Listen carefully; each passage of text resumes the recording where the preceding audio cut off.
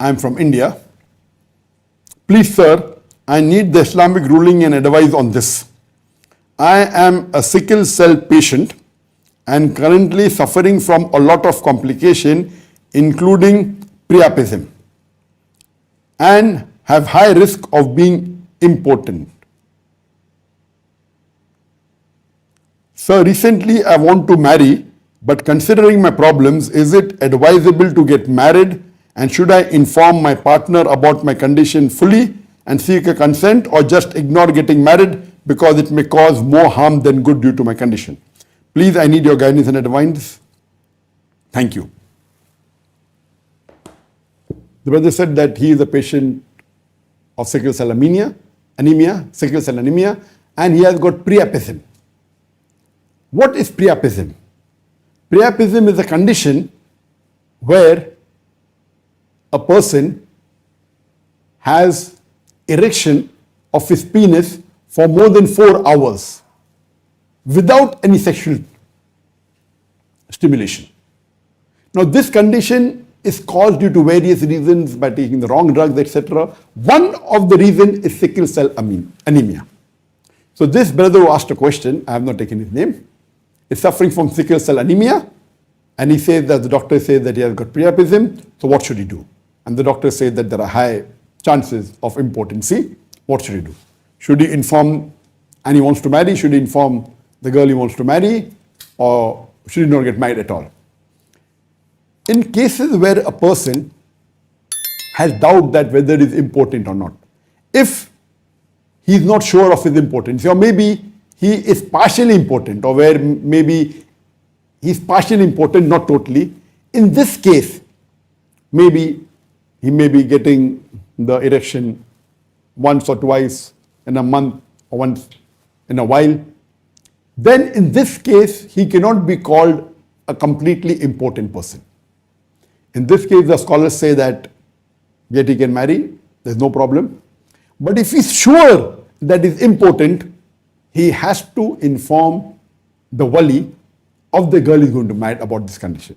The reason is that if the girl realizes after marriage that the husband is impotent, she has a right for doing nikah fask, nullification of the marriage. If the man also did not know before marriage, so it's not his fault, but the girl has a right to nullify the marriage. It is permitted only for this one reason. Only for this one reason. For example, if a husband cannot financially take care of the wife, she has the right to go to the qadi and nullify the marriage. Similarly, if the husband is not able to satisfy her sexually, or if he is impotent, she has the right, according to scholars, she can go and do nikah fast. So in your case, you have to find out from your doctors what is the level of priapism that you have, because priapism can be treated. If it's done, the treatment is done in the earlier stage, it can be treated, and there are many cases which have become normal. So depending upon your condition, you have to consult your doctor. If it's very serious where they say it is not possible to come back at all to normalcy, it's a different situation. But if they say that with treatment, inshallah, it will come back. So if they say that there are chances that it will reduce your potency, but you will not be impotent, then it's not compulsory that you should mention to your would-be wife. But if the doctors say that no, your level is very high, and high chances, or almost all, or 100% chances that you have become impotent, then my advice would be that you should try and find a girl whose wali you should tell your condition. Because every individual has different level of sexual requirement after marriage. Some is low, some is medium, some is high, some may not require. So if you can find a life partner who would not mind marrying a person who is impotent, you can get married, it is permissible.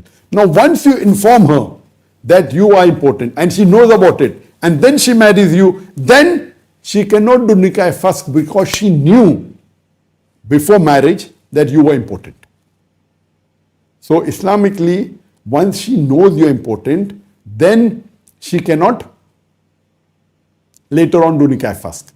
So if you can find a woman who is willing to marry someone who is impotent, you can marry. It's not a must. You can also decide that fine, I feel that I don't take the risk, even if she agrees, she may not be happy later on, and I feel I will not get married. Though marrying is a very high level of sunnah, it's very high level of sunnah, in which the Prophet said, those who don't marry, not of me. So scholars say very high level of sunnah. But if you have such conditions, these are valid conditions for you not to get married.